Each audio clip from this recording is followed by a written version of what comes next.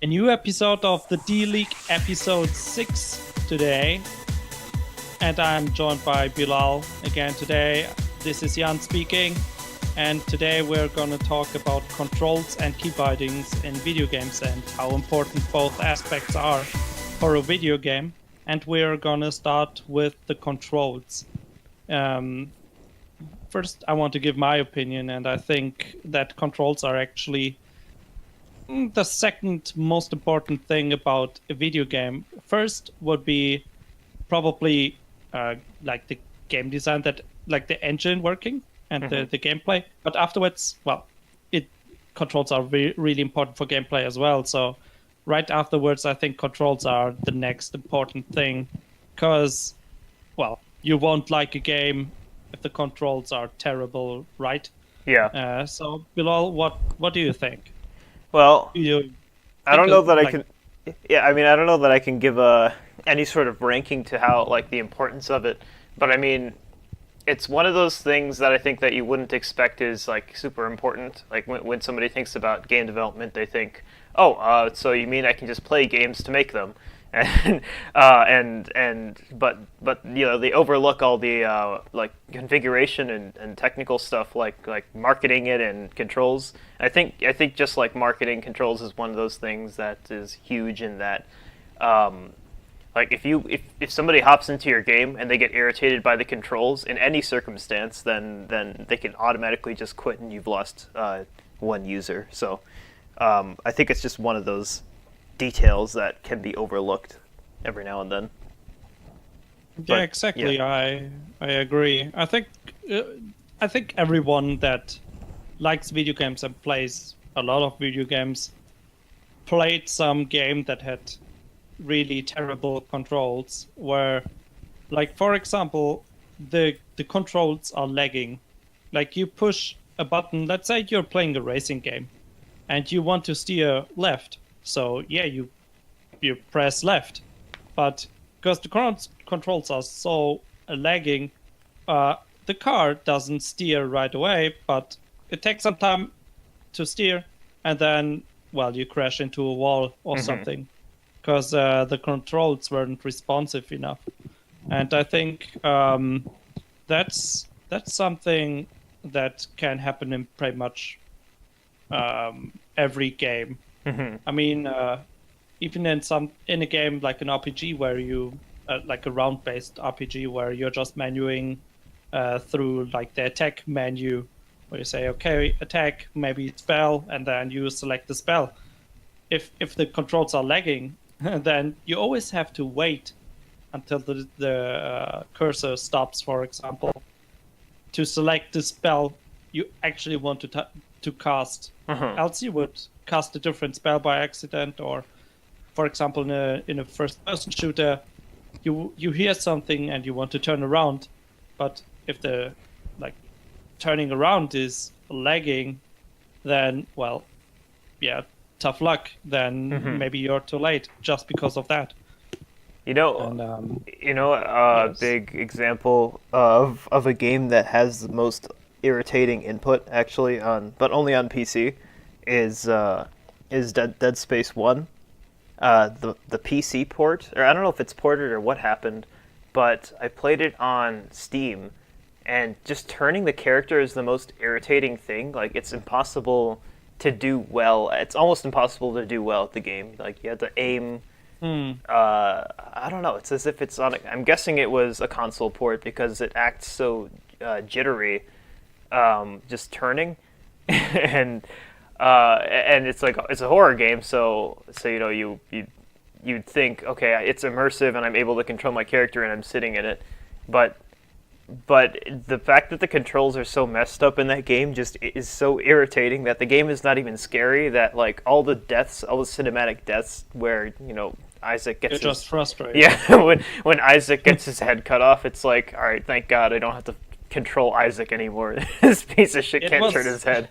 For me, I had the same experience with Resident Evil 4 on the computer without any mods. And I mean, the original PC version, I think there was an HD version released more recently. but the original PC version, for me, it was pretty much unplayable because, for example, you can change the controls, but they are still really janky, and like you have this QuickTime events where it just says press 3 and 4. So you think, okay, I need to press 3 and 4 on the keyboard, but then they mean button 3 and 4. and then because you rebound every key, you're like, okay, what the I have no clue what's the original button 3 and what's the original button 4. So you're just mashing buttons maybe to and if you die, you don't know why you died. So stuff like that. So I guess that's and I think even movement was really terrible as well, or aiming. I think you could not. I think like the mouse controls were really terrible as well because it's been years. I don't even want to talk about those terrible controls. Anyway, we both had that terrible experience of bad controls, and so before we talk about further bad controls or how to make actually good controls, let's talk about, well, what kind of control we are talking about controls. So what can a player use actually to control the game? And I think it depends on the platform, of course. Yeah. If you have a console, most players will probably use the first party controller, or well, depending on the game. For example, in a fighting game, you can also have arcade sticks, and maybe there's a flight simulator. Then you can use a flight stick or a steering wheel for racing games. And for PC, of course, you have mouse and keyboard, the classics.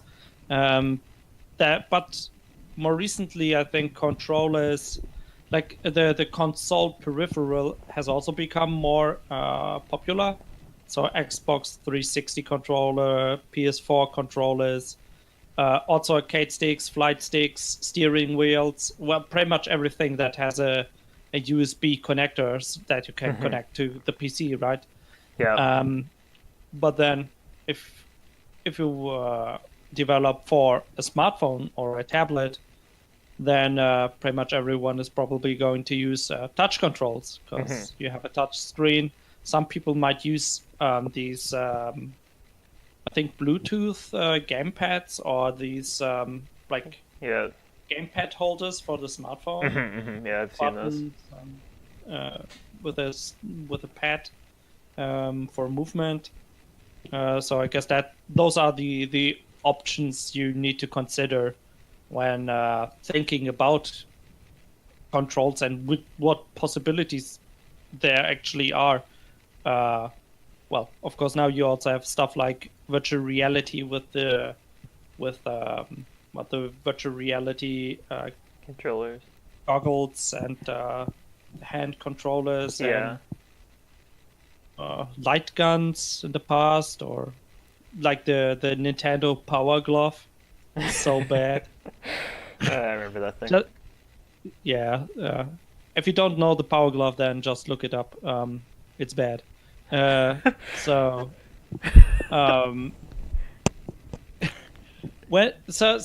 when you think about controls, then you also have to, or when you develop a game, then you also need to think how many bindings you actually have available, right? Yeah. For example, if you use a keyboard, there are 105 keys are standard, I think. Depending on language, you have a key more or less, or you have 10 key less keyboards. But, well, a keyboard has a lot of keys to use. Then if you compare it to a game controller, let's just use the recent models like PS4 controller, Xbox One controller. You have 2 shoulder buttons. You have 4 face buttons. You have 2 analog sticks and 1 digital pad for whatever. So in this case, you would have only 8, or maybe depending on console, maybe you have more keys to actually use for actions, much less than for a keyboard, right? So in this case, if you develop a game, then if you want to release it on console, then you need to make your control scheme actually usable on a console as well, especially because a big part of game sales today are actually on console in Europe and America, especially in Japan. I guess not many people will really target Japan that are actually listening to our podcast because the market is so different. Yeah. But yeah, just keep it in mind. Look at what you have available. And of course, for touch controls, you need to find a way to cram in your controls on a small smartphone screen, so it's actually playable using fingers. And everyone has different finger sizes, so you need to make the game also playable not only for kids with small fingers, but adult males that might have thicker fingers, so they can also enjoy and actually will buy your game because of that. Yeah, thankfully we're not making the hardware, so you don't have to worry about that too much, though. Wow, it would be so difficult if you had to keep in mind like making the hardware as well as the game, just because of thinking all of that. Because the hardware is kind of an interface into getting your game out into the world, and in a way it limits what you can make in a game that's like successful, but it also makes your life possible in that you don't have to worry about, what hardware is the person going to play this on. I mean, like nowadays you can predict that kind of thing. It's going to be a keyboard or an Xbox controller or a PS4 controller mostly. And, the other stuff is more niche, like Nintendo controllers. Obviously, you'd be making a 3DS game or a Switch game. You wouldn't really have to worry about it as much, unless you really were targeting Nintendo, I guess. But yeah, just the thought is kind of scary of determining your own hardware. Well, it depends if you have something like a music game, like Guitar Hero. Well, Yeah. you had your own controller. That's true. So you had your own hardware, or what was it? Buzz? This quiz game where all 4 players had a buzzer. But, well, in this case, you just bind it to one button. Great, huh? Yeah. Easy controls. Exactly. And let's talk about genre and controls for genre. I think.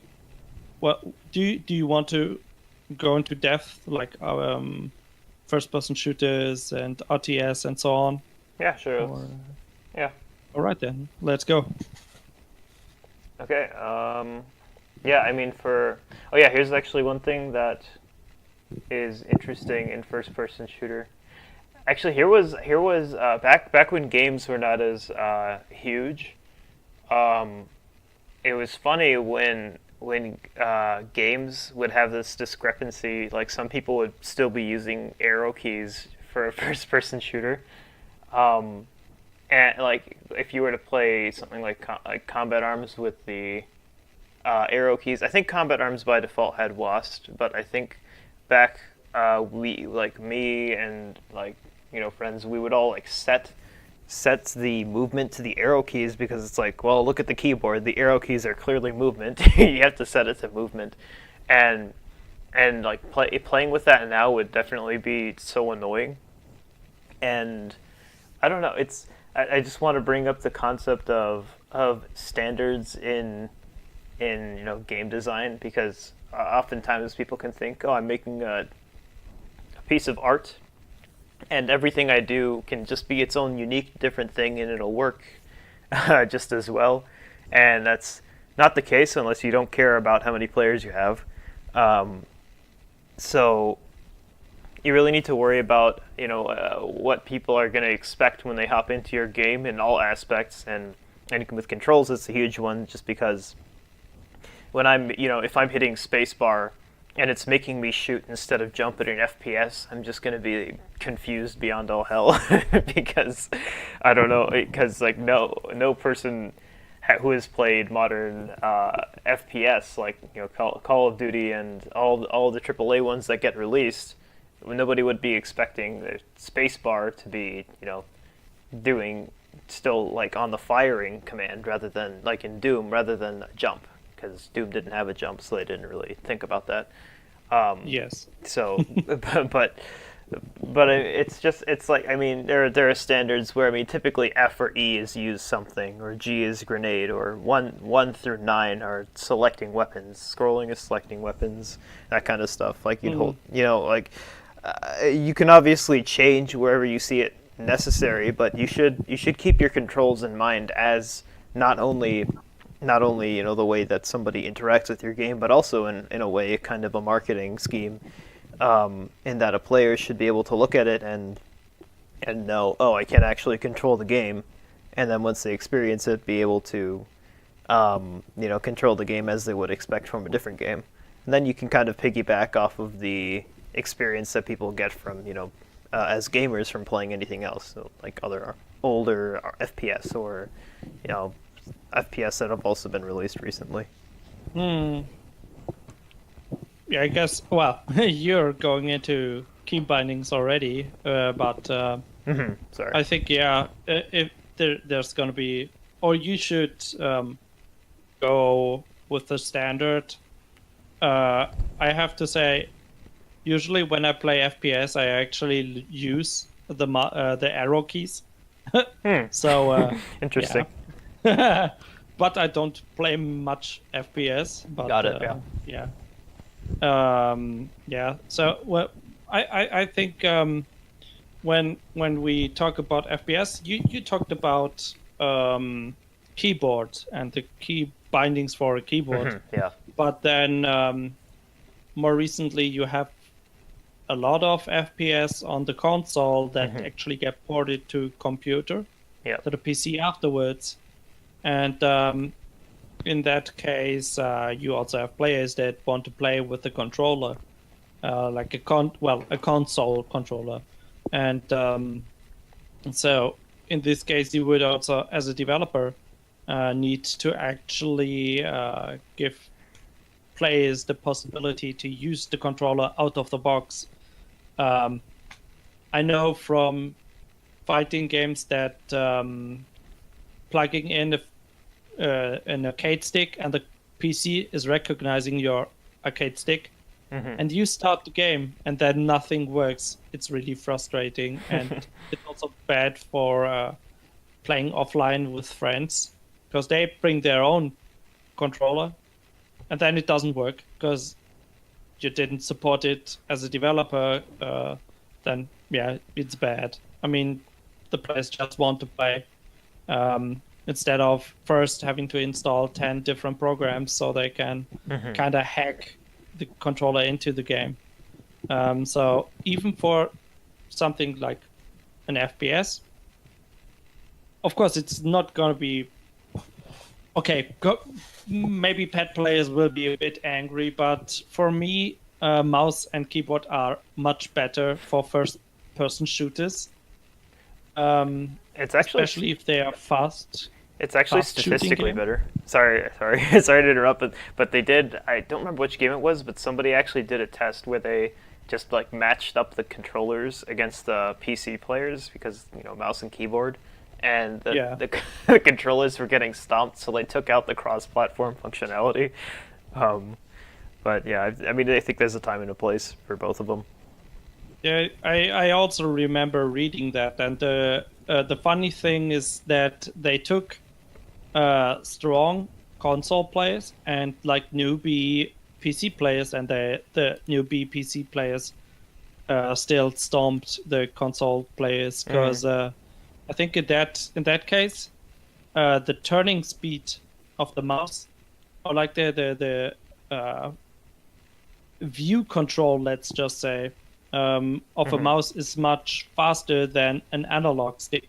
Yeah. You just say, like, an analog stick is 0 or 1 and everything in between. So pushing it all the way to the left is 1, and having it neutral is 0. Yep. And to the right it might be -1.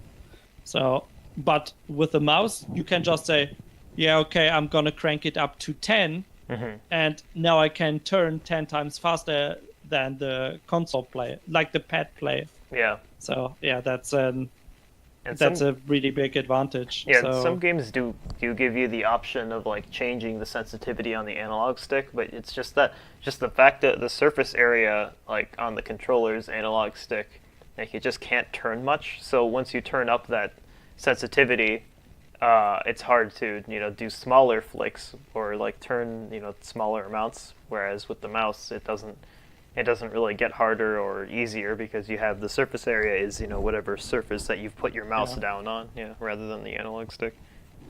Yeah, exactly. And because you have more key bindings, for example, you can say, okay, I'm just gonna put like rocket launcher on Q and railgun on E, and I'm gonna move with the normal WASD keys. And then you have like the most important guns, the most important weapons right next to your movement keys. While like the the pad player might need to use the trigger, or in that case on a controller you would need to cycle through the weapons, because, well, where do you get like 10 keys?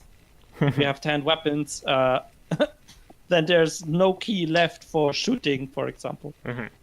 Yeah. Yeah. So that's something to keep in mind. And I think another good example for what's actually not so good on a pad are real-time strategy games, because you will need to do a lot of menuing that keyboard players won't have to make. Yeah. For example. So in this case, if you develop an RTS, I think there are a few games that actually did a good console port, and I think it's been a really long time that they were actually ported to consoles. But yeah, I guess for RTS, maybe it's just my opinion, but I think just focus on the computer, because pretty much all your pretty much the whole target audience is gonna be on the computer, I think. Yeah, I don't know why people have bothered with anything other than like tablet or PC.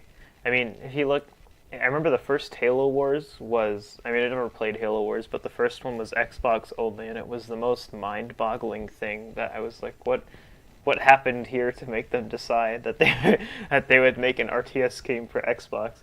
And people who played Halo Wars are gonna hate me for saying that, but it's so ridiculous that, because maybe if you want to bring it to Xbox players, then sure, but the control scheme it's just not made for a controller. It's made for some sort of interface, like either with your hands, like, or your fingers, like on a tablet, or with the mouse. It's just very difficult to control that sort of thing with the analog stick, because you're trying to move a cursor around. You're trying to move around something inside of an interface rather than a character or some small group of characters.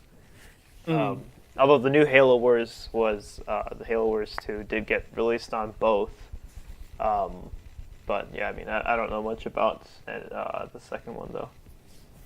Yeah, me neither. I only read some tests, some reviews of the game, and well, the reviewers were kind of, yeah, meh. Game is okay. Got it. Yeah, but so let's move on. I think for other genre, like for example RPGs, doesn't matter too much if it's console or PC, because it's more menuing, or maybe for an action RPG where you have real-time fighting, well, it's kind of like a third-person shooter as well, right? At least if you're only controlling one character. Yeah. And then for racing games, yeah, meh. Either like either you press left on the arrow key or you press left or move your analog stick to the left. Of course, with an analog stick, you might have finer steering because, Yeah. well, arrow Racing keys games on the keyboard are on the digital. keyboard have been kind of irritating in my experience. I don't know. I mean, yeah, I don't know. Like if I play, yeah, Rocket League was actually the car game that I played most recently, and that was irritating to play without the controller. I know that much. I would plug in an Xbox controller to play that. Yeah. I mean, it's possible either way, obviously. Yeah, else just hook up your steering wheel Yeah. like that. No. Yeah, and think for other stuff, fighting games, okay.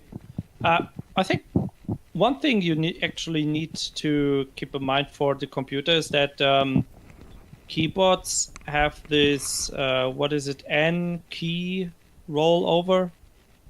How many keys you can push at the same time without the keyboard locking you out. Yeah. And I think the standard for a rubber dome keyboard is like three keys. So, for example, if you press up arrow, left arrow, and then you press K, then maybe the computer will lock you out. And then, like, if you push the arrow keys, the two, then you cannot push any other button or something. So, Yeah. yeah, that's also something to actually keep in mind. Like, not having people push arrow keys and then like 3 buttons at a time, because that's one problem you have when playing fighting games where you need to press multiple keys at the same time. It's impossible because either you move or you press the buttons at the 3 keys at the same time. Yeah. Actually, So, yeah. you know, on the topic of RPG, I think one of the most annoying like console port issues was Skyrim, because everybody was expecting Skyrim and everybody wanted to play it, and then they released their console menu system that was, you know, kind of like the PlayStation menu where it goes up and down. Where you kind of pick something at the top, one of the tabs, and then it gives you a drop down menu on the left where you scroll up and down with only vertically, basically. And so everybody was like, wow. And actually, Skyrim also had a bit of input lag. Personally, I don't know why, but it felt natural and I enjoyed it, which is kind of bizarre even to me. But a lot of people were annoyed by that input lag and by the menu system, and like they had to have Sky UI like released immediately, because which was made by modders. Obviously, that's a mod, and so it's just so ridiculous that it got released, as basically a console game on the PC, and they didn't bother, I don't know, to make some sort of inventory system that was actually meant for mouse and keyboards. I mean, obviously Bethesda's still doing well, but that was just, that's one way that they irritated a lot of their players. Just something to keep in mind. Okay, so Sky UI changed the interface. Yeah, the it made it look menu interface for items. Yeah, it made it look more like Oblivion, basically, when it was not a console port and is actually made for a PC. So. Yeah, I guess that was. I'm not sure if it's actually still a problem, but I remember reading players complain about games being ported from console to PC. Yeah. And they had really, like you said, they didn't port it well to the computer. Like, for example, in first-person shooters, limiting the turn speed, like with the mouse. Yep. So it felt really like underwater, because it didn't matter how fast you moved your mouse, you always turned at the same pace, for example, or in your example of Skyrim, the menuing was not adjusted to the computer, where you could have just have an inventory screen pop up, and then you just take the mouse and you just drag and drop the armor or weapon you want to use. Yeah. Yeah. I think it's not as much. It's the console ports aren't still as bad, but actually, yeah, the thing that's plaguing the industry right now is just unfinished games. It's not even the porting that's annoying now. It's that they're just like releasing buggy games. But that's a different topic. But yeah, it's not happening. I think the console porting issue is not happening as much. I think the controls are better on PC nowadays. Yeah, I think so as well. Yeah, like you said, yeah, unfinished games might be more of a problem. I think wasn't Skyrim also having problems where like castles or bridges or water didn't load and stuff? I don't know. Bethesda games. Everybody complains about the bugs in Bethesda games. I don't usually have big issues with it Yeah, for some reason. I heard Bethesda just has fans fix bugs through mods and fan patches and stuff. That is So they kind of moderately skip true. the quality control. Yeah, I guess the games are good. That's all I have to say. Yeah. So, well, we talked about FPS, RTS, racing games. Well, I guess for RPG. sport games, they also. I know that a lot of FIFA players, so soccer or football for us Europeans, a lot of players actually hook up the controller because it's easier to play. Yeah, that's what I do. So I guess for sport games, of course, you need to give people the ability to play on the keyboard, but maybe Yeah. fans of the genre will prefer a controller anyway. But yeah, I think the most important thing is that if you release a game on a platform, then it must be playable on the standard peripherals. I mean, for like we talked about maybe a controller not a keyboard not being the best controller for a racing game because buttons are digital, so you don't have like nuances between just tilting an analog stick a bit to the left or pushing it all the way to the left.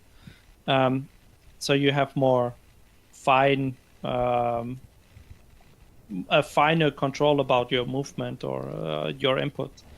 But if you would just say, yeah, I'm just going to ignore all the people that want to play the game on a keyboard because, yeah, it's not the best, then you just kind of alienated a big crowd of players that maybe not have a controller yet, but if they like the game, they might buy one to, well, play it better. Let's just call it better. Yeah, I think. So yeah. Yeah, I don't. I mean, I think like if you can only make it for one controller, then that's like, that's like it's an optimal developer experience. But like, it's difficult. Yeah, you don't want to, like you said, you don't want to alienate players, and it's like difficult to find that balance. But it's ultimately something that you want to do. Enjoy playing the game on multiple controllers if you care about putting controller support in. But I mean, a lot of people can just make, a Steam game and only worry about mouse and keyboard. If you're not distributing on any consoles, then it's not a huge deal if you don't have controller support, unless the game is bad without it. So. Yeah, on a computer, everyone has a keyboard and a mouse, else they wouldn't be able to actually boot the game. Okay, so we talked about how important controls are, and I guess I talked about everything I wanted to talk about. So let's go to keybindings.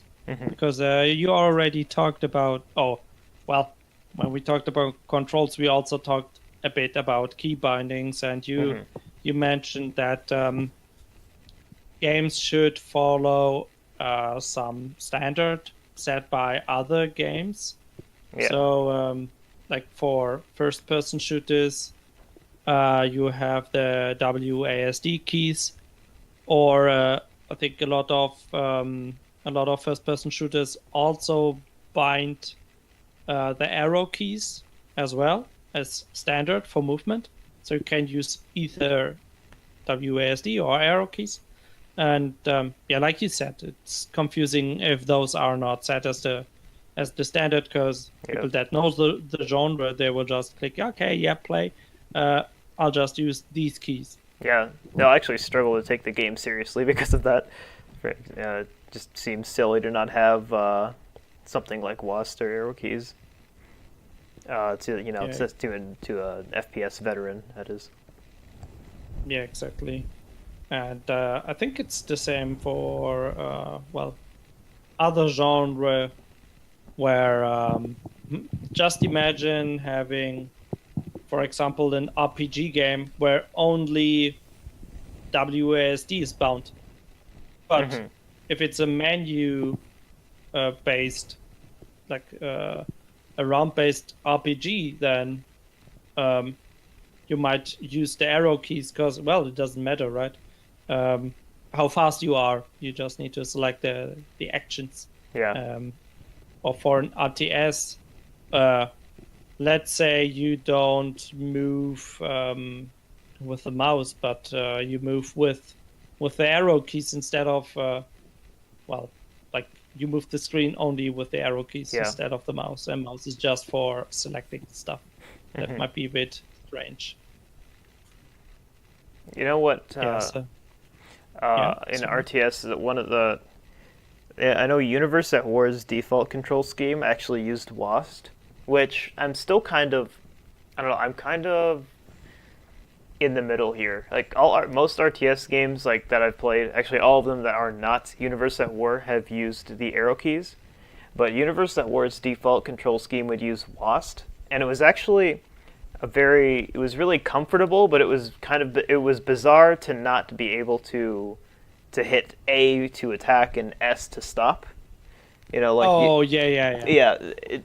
That was bizarre, and so it's like I'm sort of in between here on whether or not I like that more or the arrow keys more, because I always use the arrow keys to move the screen, but you have to press all these different buttons. So, to pick all the commands.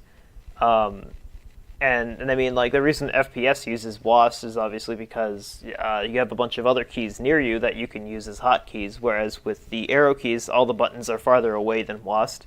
So it's hard to use hotkeys, like Q to switch between weapons, or 1 through 10, or 1 through 0. And, like F or E to use something. So, but with RTS, like, I think... for the most part, most developers want to leave, all those keys there so that you can intuitively press A to attack or S to stop. Or like in StarCraft, everything has a key to press. So, you click on, I don't know, like an evolution chamber, and, you hit a certain key to get a certain research upgrade rather than, having to click that or do some other weird, or rather than press something weird like bracket. Like you wouldn't expect bracket to mean, Baneling evolution or something like that.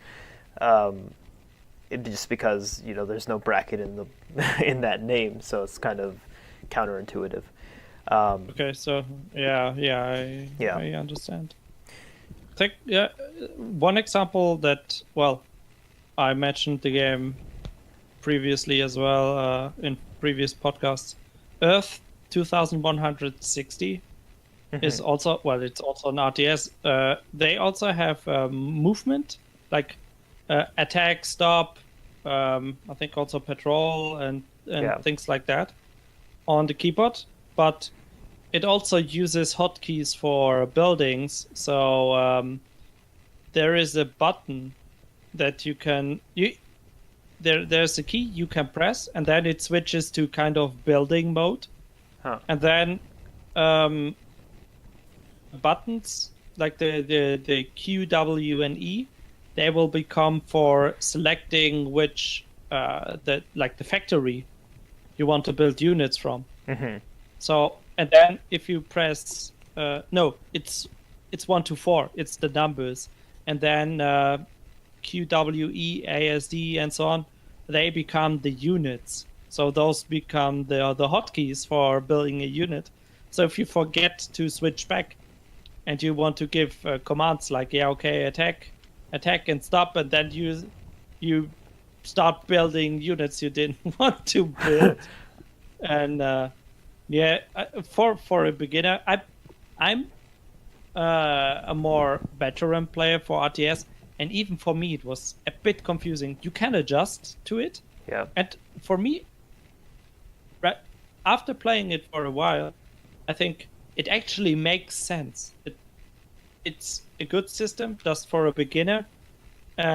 It's difficult to grasp that you have this in the game, and somebody that's using it has such a huge advantage against somebody that's not using it. It's like in StarCraft not using hotkeys at all. Mm-hmm. So like mouse only. It's Yeah. you won't stand much of a chance, I think. Mm-hmm. And so in that case, key bindings actually influence the balance of the game, I think. Like in an RTS, if you have, for example, StarCraft has set buttons, or in Brood War, it was actually forbidden to use external programs to change the hotkeys to build units or for attack move or stop and so on. And in that case, some, like the German version had different hotkeys than the English version. So like the English version hotkeys were closer together, so they were kind of better than the German version. So even if like two players play the same race, because of somebody having better hotkeys, where he needs to move the hand less to do actions. Just imagine having attack move on A and stop on L. So if you want to attack move it, then you see, oh no, there are units, and you want to stop. Then you need to move the hand all the way to the other side of the keyboard. You start using your mouse hand. Just move your hand off of the mouse, and you start playing with the keyboard like a DS. Yeah, so you're laughing, but as a developer, it's a possibility, right? Yeah. You can set it to whatever you want, and what I'm trying to get at is that when you do key bindings, no matter, I mean, the player can always reconfigure it. Probably, if you let him, then he can reconfigure it, but it needs to make sense. Like even you even need to consider keyboard layouts. For example, if you have a French version, then maybe you need to rearrange the hotkeys, because it's not QWERTY, but it's AZERTY, I think. So you have the letters on at a completely different position. I'm not sure how it is for example, a Spanish keyboard. I know that Japanese keyboards are pretty much English keyboards, just with extra functions. I think Korean as well. Not sure about Chinese, but like, for example, if you do a French version, or if you want to have the game, well, be friendly to people using French keyboards, then you need to consider this as well. I mean, you cannot force every French player to reconfigure everything before playing the game. Yeah, although I think, so I mean, it's something to definitely consider for beginners, but I think ultimately As what the most it's most important to like let the player, at least for balance, from a balance standpoint, it's really important that they can configure all those hotkeys because of like what you said with with using A and L, for example. Um, yeah, that would be very annoying. So I mean, like if somebody wanted to go pro with like a different keyboard, then they probably would rebind everything to whatever is most comfortable for them. Like if yeah, it depends on their play style. Like in StarCraft, everything has a different key binding. So if you're building a certain unit more than something else, then you want to keep that key nearby because that way you spam. I don't know. Maybe you're a Baneling cheeser, so you always want to spam Banelings. Maybe you move the key closer from B to whatever else buttons that you're pressing for the most part. A, A. So you can attack move after building Baneling. Yeah, exactly. Yeah, but what do you think? Should a player actually be able to customize everything? Because I think in terms of commands, like okay, so in since they're talking about RTS, I'll say definitely for unit construction and building construction, I think those should all be reconfigured, and commands. Um, I don't think it's something to bother with like any mouse controls, considering I mean left mouse and right mouse are select and move. Like I don't think that matters too much, but if you want to, for the small amount of players that might prefer moving with left click and selecting with right click, then maybe you want to leave that option in there, but that's not something I'd be too concerned about. hmm, So that's my standpoint on it. I think yeah, it makes sense to have everything customizable, but mm, mm, maybe I'm just too used to not having to rebind everything, or maybe games that kind of have set key bindings. Mm-hmm. I mean, it kind of levels the like the starting point for everyone. Yeah. Like Yeah. even if you have somebody that's playing the game, let's say it's 5 years old, that's been playing the game for 5 years, and somebody starting out, and it's not like, yeah, okay, here are 10 optimal key configurations that you can choose from, or maybe you need to you start the game, and then first you need to kind of think about the key layout, and else like it's in Earth 2160, where you have one feature and yeah, somebody just doesn't know about it because it has some strange key, or maybe it's not even set right from the start. Then you kind of give a disadvantage to one player, I think, or to beginner players at least. Well, here's what I think. Like,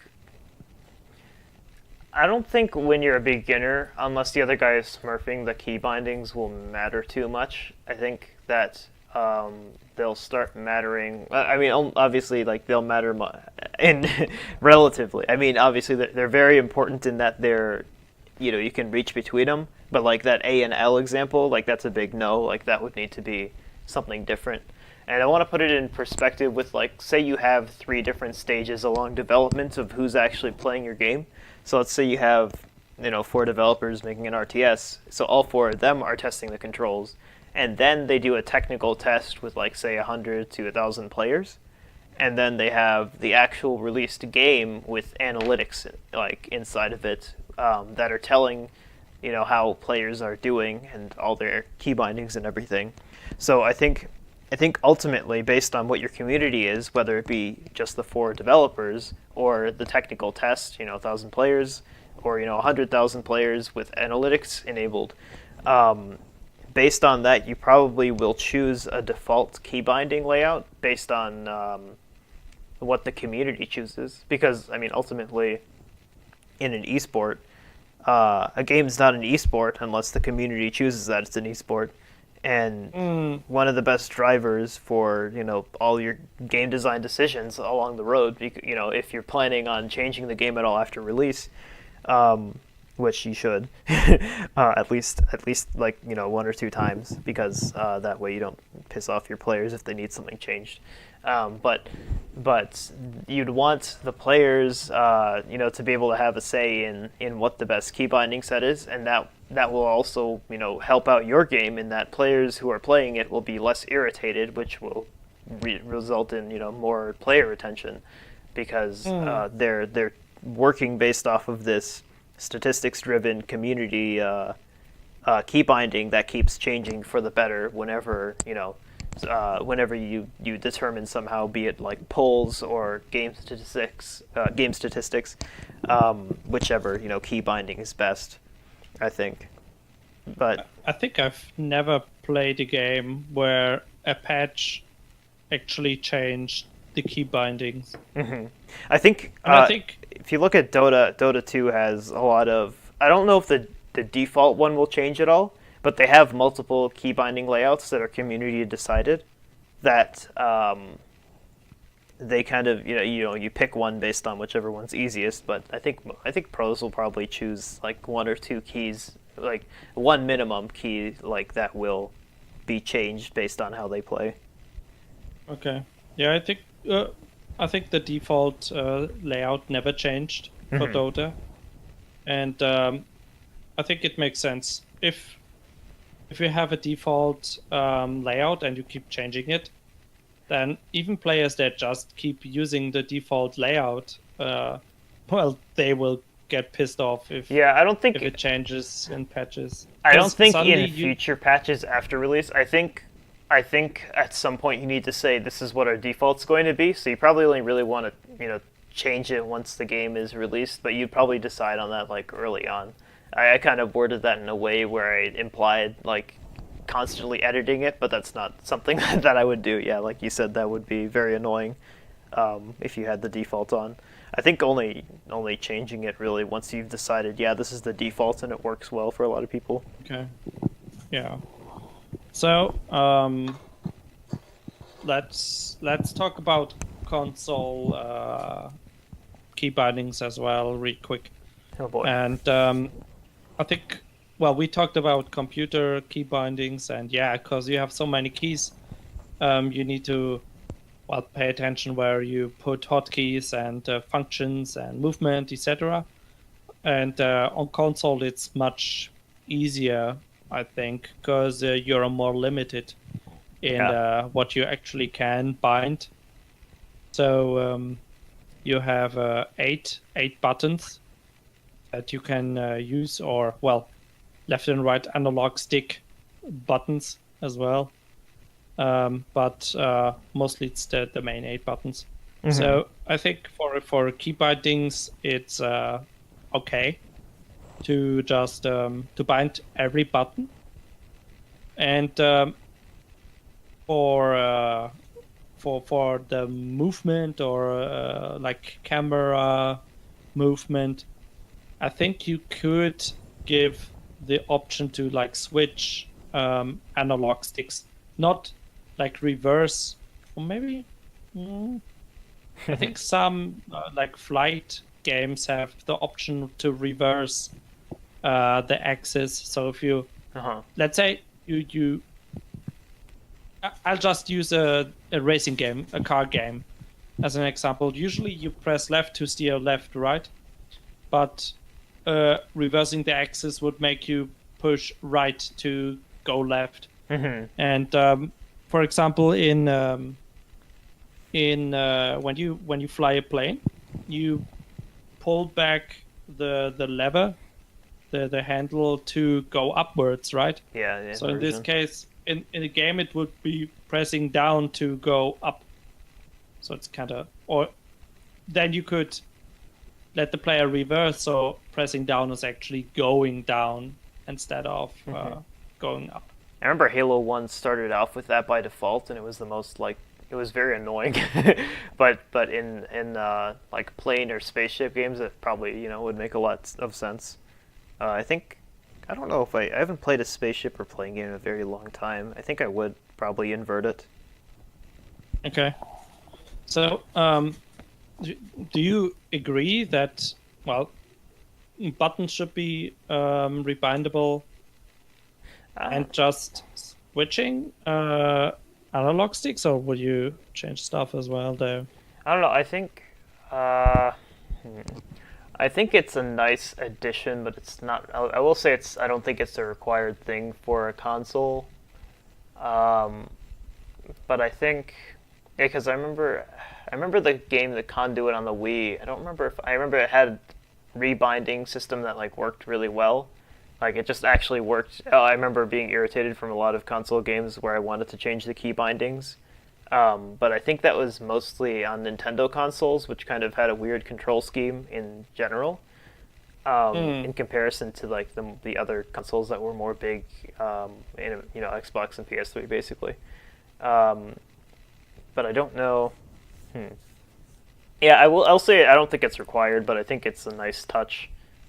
Because I mean, when you're delivering on a console, like the kind of people you cater to for the most part who are buying consoles are people who expect to buy one experience, and so they'll buy a product and they'll expect the product to be good, and stick with the product without caring too much to change it. Like that's the kind of consumer you're dealing with for the most part. Although there are a lot of people out there who do like to customize things, who play on consoles. Um, it's my guess that most of them are more into just buying something that works, out of the Hmm. box. So Yeah. I would say it's probably more important to just focus on making the default ones work very well for most people, because obviously it will never work well for everyone. But for you can probably hit a very high percentage of people who will like that kind of control scheme most, I think. Okay. So, but when we talk about rebinding keys, um, one thing that just came to my mind is that there are actually different ways to go, how to use rebinding, and a good example would be fighting games where you have punches and kicks, and some games use six buttons, but the controller only has four face buttons, right? So a lot of pad players rebind their buttons or their attack buttons, and there's a huge, like, people are always begging for push to bind, which means you go to, for example, light punch, and then you just push the button that should be light punch, Oh, and that then sounds maybe it amazing. skips to the next attack. Huh? I said that sounds amazing. Yeah, I wish a lot of games would do that. Yeah, and even today, some games make the player cycle through the attacks. So, for example, you have square, or what is it on Xbox Y or something, um, I and don't remember. you have that on the screen, and then you need to push left or right until you find the attack that you want to bind to that button. It takes a long time. It's annoying, and yeah, it doesn't give any advantage. It's just lazy, Uh-huh. Yeah. I think. So yeah, just if you want to make something rebindable, then please make it push to bind. Um, A call to action. and also think about having the possibility of having duplicate actions. For example, let's say right button and left button are the same, like aiming. Mm. They're both aiming. If the player, if there's not some action that's necessary, like if you don't need all 8 buttons to Yeah. actually play the game, then I think duplicate keys might be all right. But Yeah, well, as a developer, I mean, you need to that's think about interesting it. actually, because yeah, I mean, I don't know of any. I guess they're like actually Nintendo does the whole up B, up A and all that. It's like based on like direction and button, but I don't see a lot of two button combos. I wonder. Yeah, I guess it's because they usually use up the control scheme. Is there any game where they have those kinds of? I guess that all the fighting games have combos like that, with where you press one, you press the other fast, but they're not like simultaneous, right?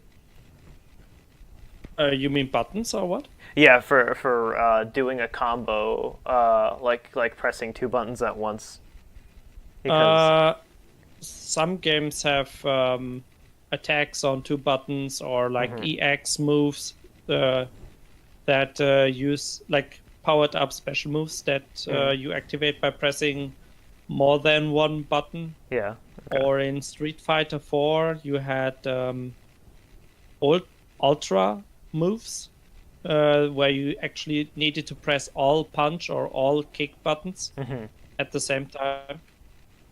Yeah. Else you wouldn't get the move to come out. So, Uh-huh. yeah. Okay. Yeah, I don't know. That's Yeah. interesting. I guess I do that all the time in programming. It's actually really annoying when you can't access certain things without a key binding when you're programming something, because like Yeah. yeah, try to keyboard surf And my way through the computer. yeah, for example, that's one thing. Like I said, if you need to press three buttons on a keyboard and it locks out at three buttons, then yeah, tough luck.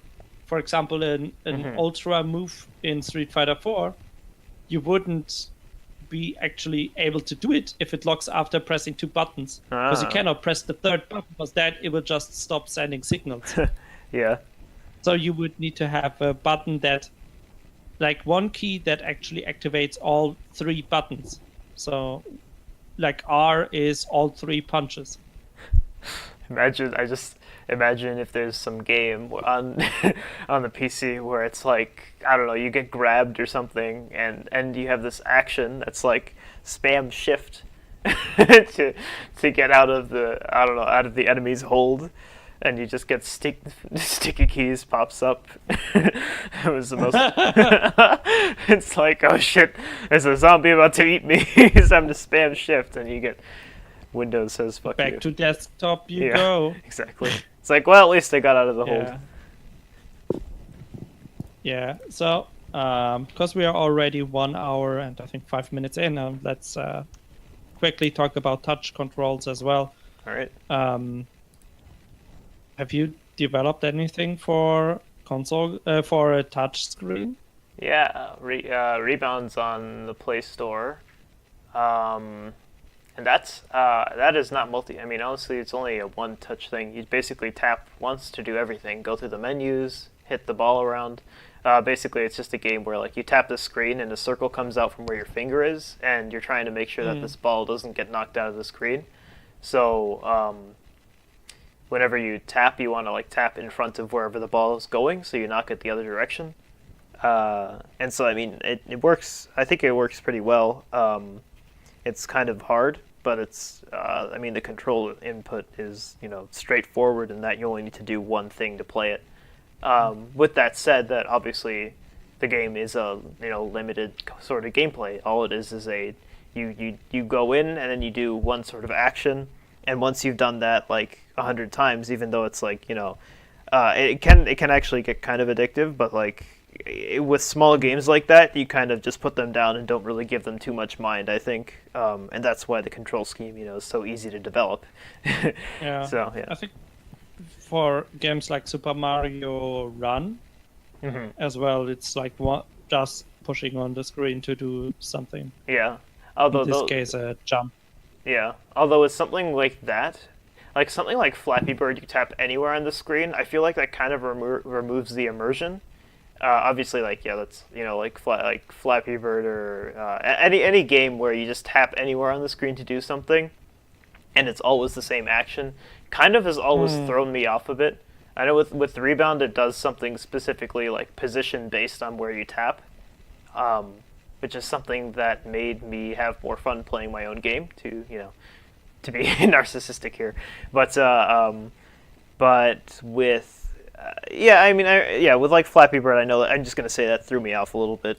Though I can't blame them for making it easy, I guess, to tap and do whatever.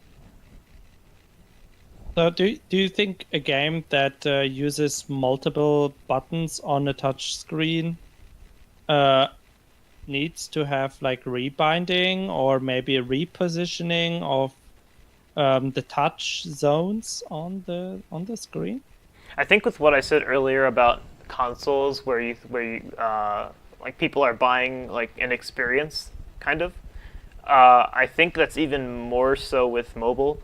And if you look at any mobile game, like with a twin stick shooter, you expect both the twin sticks to be at the bottom of the screen, right? Bottom left, bottom right. And then your character kind of automatically shoots. Usually, the character automatically shoots whenever you're turning in a direction. So the camera stick or the turn stick for where you face makes you shoot in that direction rather than just face in that direction. Whereas something on like PC, you might have to click first.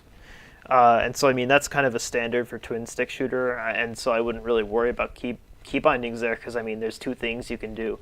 I think for the most part, mobile doesn't really need to bother with key bindings unless you have some sort of, I guess, fighter game or like something that like requires a controller. Then maybe there's a fighting game that has a lot of buttons either on the screen or on a controller. Then like yeah, you might want to include rebinding, but I think for most mobile games, the control scheme is too simple to worry about it. Okay. All right, then let's wrap it up for today. So today our topic was controls and key binding. So we talked about the importance of controls. Like lagging controls are annoying the player, or unintuitive controls can make veterans actually be confused with the game. And that you or a developer needs to keep in mind the different controllers that can actually be used to play the game depending on the platform. So console, PC, smartphone, or tablet. And we talked about all the possibilities, what you can use and some differences like digital and analog input. We talked about genre and how important different controllers actually are for different genre, like RTS being good, like a mouse and keyboard being good for RTS. Also having a mouse and keyboard having an advantage in first-person shooters against controllers, but people actually preferring to play with the controller in this genre. Or sport or racing games where actually controllers might be the superior input. And so while our kind of main point was that keep controls responsive and that they make sense and just make it good for the player to use. I think that's what we got from that. Also key bindings. On a keyboard, you have a lot more options than on a controller. So in this case, it's also dependent on the platform that you're developing for. If you plan to develop for both console and PC, then you would need to keep in mind the differences. And we talked about how key bindings can actually influence the balance of the game between people that are more experienced in the game, that have adjusted their controls, their key bindings, to maybe some features that are locked out without rebinding keys, which gives an unfair advantage to more experienced players. Then we talked about the question if everything should be customizable. I guess you could say our conclusion was that yes, everything should be customizable. Of course, you have the option to not make it customizable. but just give our players as many options as possible to customize. And yeah, we in the end we also talked about touch control games, so tablet and smartphone, and yeah, Bilal explained that it's not important for, or not that important for touch-based games, as it's more about starting up the game and just starting to play instead of like going full pro mode and adjusting keys and so on. Especially because you don't have many options on a touch screen as well. So, all right, that's it for today. Any final comments, Bilal? Yeah. Don't play with bad controls and don't make bad controls. Yeah, exactly. I guess yeah, that's a good final comment. If you know any games with terrible controls that made you quit playing the game, feel free to share. Yeah. Always, I think it's good to collect examples how not to do it, and That's true. maybe how to do it. I guess there are more examples on how to do it than how not to do it. Yeah. So just send us your worst control examples in the comment section, and also if you have any other comments concerning key bindings and controls, feel free to share as well. Else, that's it for today, and I hope you will hear us again next week.